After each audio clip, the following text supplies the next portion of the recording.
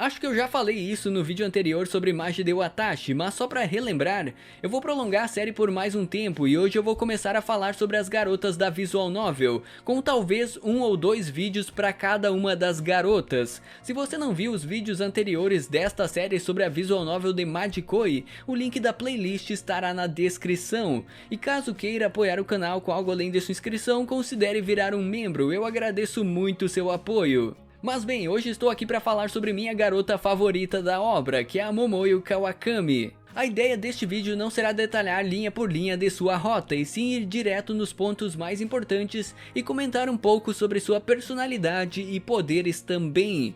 A Visual Novel de Majikoi deu a vida a muitos personagens marcantes pra mim, e esse clima de amizade e companheirismo que tem na VN, eu nunca senti isso em outras histórias, não o tanto que eu sentia aqui nesta obra, sabe?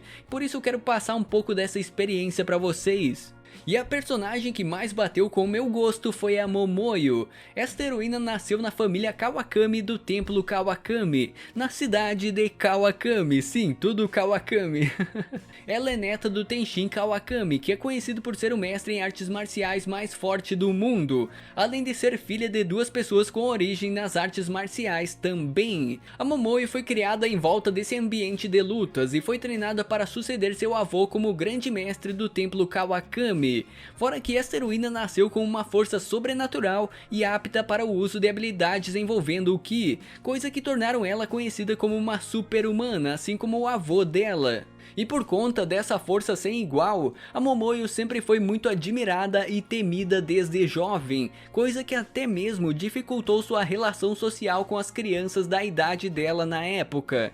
No entanto, a união da Momoyo com os membros da família Kazama ajudou a heroína com seu lado mais social. Basicamente, o primeiro contato do protagonista com ela foi quando o Yamato estava na quarta série, sendo que a família Kazama estava tendo problemas com estudantes mais velhos que haviam sequestrado a Kazuko, que na época ainda não havia virado a irmã adotiva da Momoyo, né, falando da Wanko. Com isso, a heroína decidiu ajudar eles com uma condição, de que o Yamato virasse o servo dela, já que a Momoyo sentia a necessidade de mandar em alguém, que mesmo com todo o poder que ela tinha, por ser jovem, era ela quem deveria mostrar respeito aos mais velhos, né? Sendo que o protagonista até pensou que após esses acontecimentos na infância, a Momoyo iria acabar esquecendo disso, de que o Yamato pertencia a ela e somente a ela. Mas isso acabou se provando errado por parte do estrategista, que é o apelido do protagonista nesta obra. Além disso, é daqui onde vem a relação de irmãos que a Momoyo tem com o Yamato, já que ela não queria ser chamada de chefe por ele e sim de Ne-san, sabe? Sendo que durante a rota dessa heroína na Visual Novel, ela nunca esqueceu de sua promessa com o Yamato. Já por outro lado, o protagonista não levou isso a sério quando eram jovens, e teve que correr atrás dela mais tarde, né, quando estamos na rota da heroína. E pra vocês terem uma ideia, ainda quando os dois eram jovens, antes do início da história na Visual Novel, foi a Momoyo quem se confessou primeiro e não o protagonista. A Momoyo confessou que realmente gostava do Yamato e pediu que ele prometesse que sempre estaria com ela e a seguiria pra sempre. No entanto, o protagonista rejeitou isso, porque ele não queria viver na sombra da heroína, já que claramente a Momoyo era e é ainda mais forte do que ele. Por isso, ele decidiu usar sua inteligência para se igualar com a força dela. Assim ele poderia ficar a par com a Momoyo e cumprir sua promessa de sempre ficar ao lado dela. Onde eu posso dizer que enquanto a Momoyo ficaria focada na força bruta, ele seria o cérebro, basicamente isso. Tanto que o Yamato até prometeu se tornar alguém que pudesse causar mudanças no país inteiro, como o primeiro-ministro do Japão. Com isso despertou mais ainda o sentimento de amor que a Momoyo tinha pelo protagonista, e ela ficou esperando por esse futuro onde os dois almejariam o topo em suas conquistas. E inegavelmente, sabendo de tudo isso desde a infância deles, não tem como eu não achar a Momoyo a esposa ideal para o Yamato. Ela é perfeita para isso. Fora que por isso eu até me senti um pouco triste quando eu joguei as outras rotas após a Momoyo, porque isso significa que o Yamato esqueceu da promessa que ele fez a ela e a Momoyo caiu ainda mais no seu vício por batalhas para suprimir isso, basicamente. Então eu realmente me senti um pouco mal em fazer a rota das outras garotas. Não sei se dá pra entender isso. Mas bem, seguindo a linha do tempo ainda antes da primeira visual novel, em março de 2008 a Momoyo se tornou uma das 4 grandes após derrotar a Age Hakuki em uma batalha, sendo que em resumo as 4 grandes é um título dado para as guerreiras mais poderosas do Japão e talvez até mesmo do mundo, e assim ela ficou conhecida como a Momoyo Kawakami do Norte. Porque além do foco nessa relação com Yamato, também tem o foco nas artes marciais, não podemos esquecer disso. A Momoyo foi criada para ser uma guerreira literalmente. E daí que vem o vício dela por batalhas, né, que é trabalhado na rota dela mais à frente também. Mas o que é a rota da Momoyo na primeira visual novel?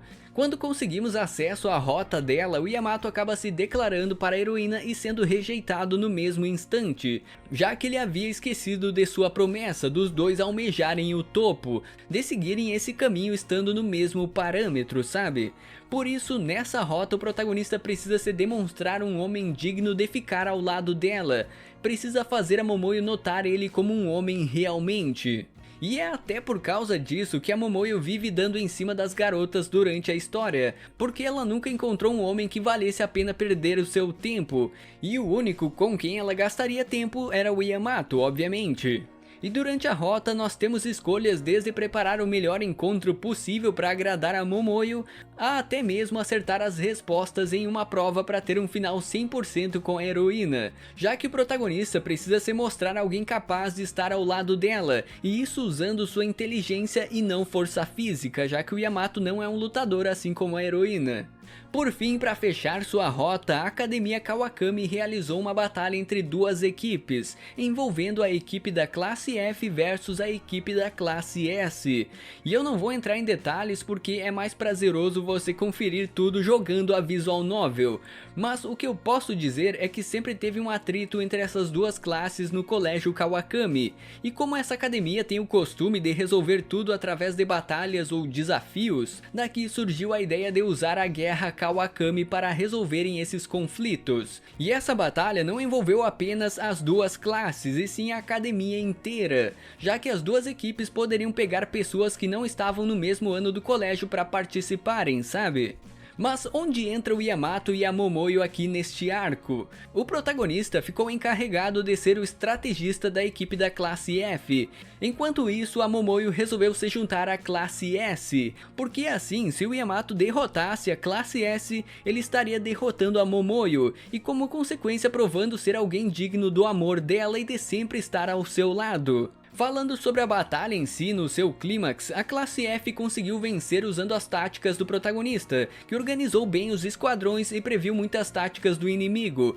Eu sei que eu tô resumindo muito tudo o que aconteceu, mas vamos manter o foco apenas no casal, porque a guerra Kawakami envolve muitos núcleos de personagens durante a jogatina, e isso iria um vídeo inteiro só pra falar disso, né, só pra falar desse arco, então vamos direto ao ponto hoje. Fora que eu posso falar que o principal nessa batalha foi o fato do Yamato ter 3 das 4 grandes na sua equipe, já que a escolha de pessoas para batalhar não estava limitado apenas à Academia Kawakami.